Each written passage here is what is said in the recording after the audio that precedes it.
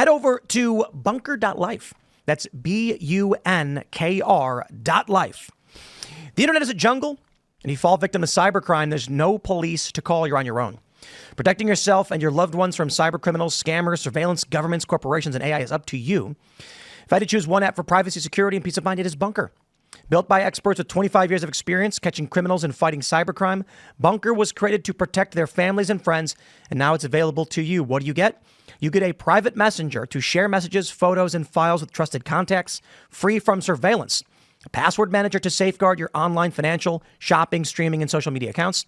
A personal vault for securing family photos, financial information, IDs, tax documents, insurance information, and more. Bunker is the one app that delivers supercharged privacy and security, letting you store, share, and communicate freely with those you trust. Download Bunker from the App Store, Play Store, or visit bunker.life. That's BUNKR. There's no E. Use code TIM, and you will get your first 3 months free. Super cool. Shout out to Bunker for sponsoring the show. Mediaite reports beanie-clad Tim Pool tees up Carolyn Levitt to bash media in softball appearance at White House briefing. I love it. I'll just read what my question was. I said, many of the news organizations that are represented in this room have marched in lockstep on false narratives, such as the Very Fine People hoax, the Covington smear, and now it's being called the Maryland Man hoax, where an MS-13 gang member, adjudicated by 2 different judges, I believe, is just simply being referred to as a Maryland man over and over. Now, in an effort from the White House to expand access to new companies, you've created this new media seat. So I'm wondering if you can comment on this, on following this expansion. You've had numerous outlets disparage the companies that you've had sit here, as well as the reporters. I'm wondering if you would comment on that unprofessional behavior, as well as elaborate if there's any plans to expand access to new companies.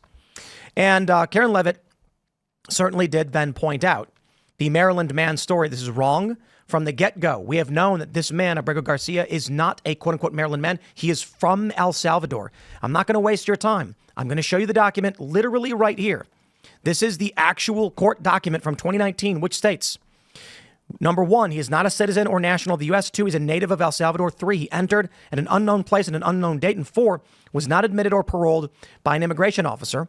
At a master calendar hearing, the respondent, through counsel, admitted the factual allegations contained in the NTA and conceded removability as charged. I want to stress, admitted the factual allegations. This is not a Maryland man.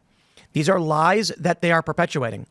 So I was invited to come down to the White House, and I was asked if there was anyone we'd like to interview. We did an interview with Secretary Kristi Noem, with, I believe the appropriate title is DAP, Deputy Assistant to the President. I could be getting that wrong. Sebastian Gorka, as well as Secretary of Transportation Sean Duffy. And we'll be rolling out those interviews as there's a story to how we film it. The computers are not simple like we do, where we have this like straight, you record it live and you go. They had to send us a link. So now we have the files and we're going to start putting them up tomorrow. But I was asked at the last minute if I would like to take the new media seat, to which I said yes. And my question is not a softball. Just because let me explain this problem, okay? To all the people right now, I'm trending. They're all talking about it. Some are happy, some are mad. The corporate press lies, okay? I just showed you this man admitted to being from El Salvador. This is not in question. He admitted to being removable. He admitted to entering unlawfully. He did get a withholding of deportation. That's not being disputed. Why is the media using the phrase Maryland man to refer to a guy from El Salvador who is only here illegally? They are doing it because they are factual but not truthful. It is a fact the man, for now, is illegally residing in Maryland. But that does not make him a Maryland dad. It makes him an illegal immigrant arrested in Maryland. And if that's the narrative they went with, an illegal immigrant arrested in Maryland, Abrego Garcia, I wouldn't be having this conversation with all of you right now. The point that I was bringing up to this secretary, to the press secretary, was that the media in this room is largely composed of an uncurious group of people who do not investigate, and they use each other as sources and say the same narrative. Not a single one of them is concerned about the fact that they didn't actually pull up the court documents and that they're falsely representing that this man is, quote, from Maryland. And it is so egregious, in fact, that Hassan Piker, one of the biggest streamers on the left, did not know. I'm not kidding. I'll play the video for you. He was absolutely unaware that Abrego Garcia was an illegal immigrant from El Salvador. And if you wonder why liberals are shocked by this story, this is why. People like Hassan Piker don't read the news. He gets talking points from the corporate press who keep saying a Maryland man, Maryland man. Hassan then genuinely believes this guy is just some American guy born and bred in Maryland who was deported. Now, if I thought this guy was born and bred in America and deported to Sicat in El Salvador, I'd be calling for his release too. But see, we here at Timcast actually do research. And so my question was, these news outlets are ragging on us, and we are but one seat in this room. When they said, Tim, would you like to take the new media seat? I said, sure. I had spoken with Elad. Elad said, I really think you should ask about these Chinese nationals that Riley Moore wants to remove from this country, ship their student visas. Rep. Riley Moore's introduced this bill. And I said, that's actually a really good question. However, I have another question. They've created this new media space. We're just companies. That's it. Okay? The Daily Wire is a company. A Breitbart is a company. War Room is a company. We have large viewerships. We reach a lot of people. We have questions we want to ask. Now, what offends me is that these journalists in the room, they march in lockstep on lies. I could go through a big list for all of you, but I named only 3 for time. The Very Fine People hoax, the Covington smear, and the Maryland man hoax. But how about the lab leak hoax? How about the drinking bleach hoax? How many times are they going to all in unison lie about what's going on? So my frustration is when they bring in but one chair for someone like me to sit in. The New York Times, Politico, numerous journalists from various outlets all begin disparaging us, as if what really matters to those people is that their sick club of lying sycophants pretend like they're speaking truth to power. In which case, when I say these large, massive multimedia corporations are lying to the American people, it's a softball, which implies I'm supposed to be grilling Carolyn Levitt for some reason. No, I'm seeking a comment from the press secretary on the fact that they have allowed all of this media in the room who just lie all day, every day. And there's one chair in this room for new media who's doing something different, which is why I ended by asking if there was a plan or effort to expand access. Now, she didn't answer it. I don't fault her for that. She did give her answer saying the media is pushing this Maryland man hoax. That was the gist of that story. And of course, now the media and the press are losing their mind. And that's me speaking about, I don't know if you guys, I guess, because, I've essentially put myself in the news, have questions about what happened, or what do you think, or, I have one big question. Yeah. And it's the top of my mind is, after you said that, after the press conference was over, did you have any reporters come up to you and say, you're right, but I got a job to do? Or were they giving you side eyes and nasty looks? So I'm sitting down and there, I can't really see much of the room. They brought me in through the same, it's crazy. The doors are these big, thick, like steel, and they slide open.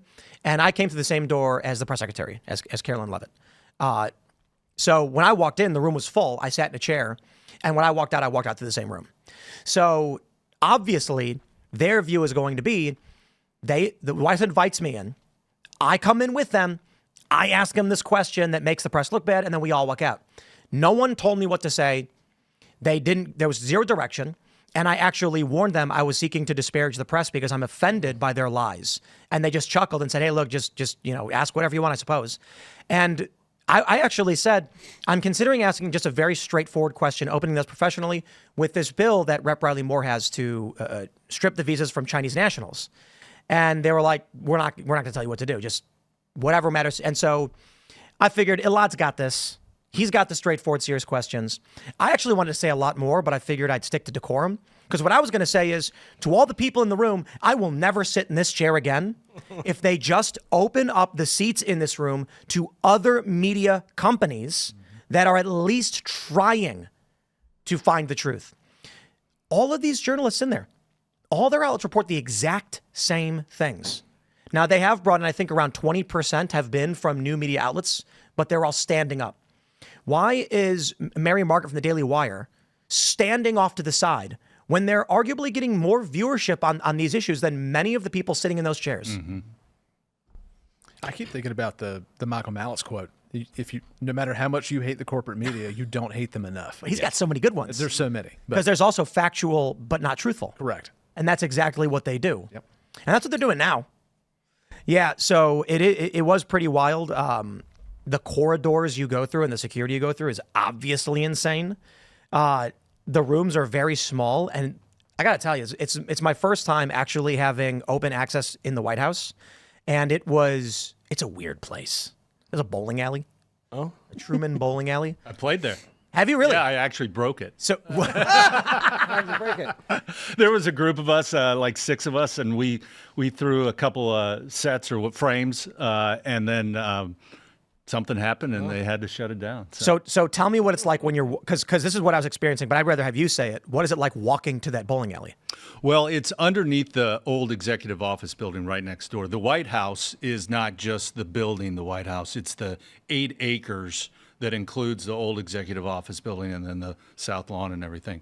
And so to get there, you go down into the basement, and it's underneath the old executive office building. Describe the basement. It's I can't even remember. It just felt like a cave. Like Yeah. if you go into the tunnels underneath the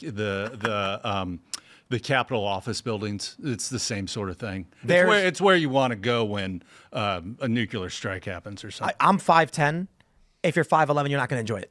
Yeah. There's pipes that are at my head. The ground is like a floating grate, and it was like this way to the vending machines, and I felt like I was not supposed to be down there because it's a weird industrial factory-looking tunnel. And then there's this like step and this door that looks like a closet, and it says there's a little gold placard bowling alley. And I was like, what the? It was locked. I couldn't get in. I thought you were going to say it was powered by Volt Tech. Yeah, right. Yeah, so I didn't have any. The funny thing is, the only press that came up to me were actually fans.